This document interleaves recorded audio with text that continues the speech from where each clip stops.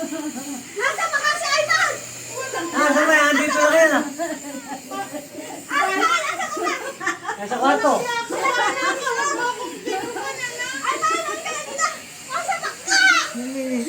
Bumili ng kape. Mali. Bumili ng kape. Mali.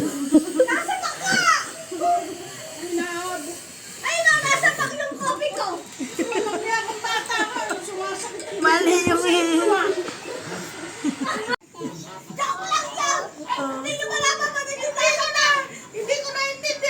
Mali kasi sabi ni Bana. Tama ang sabi. Kasi pag bumili ng kape, nasa pak. Sabi lang agad.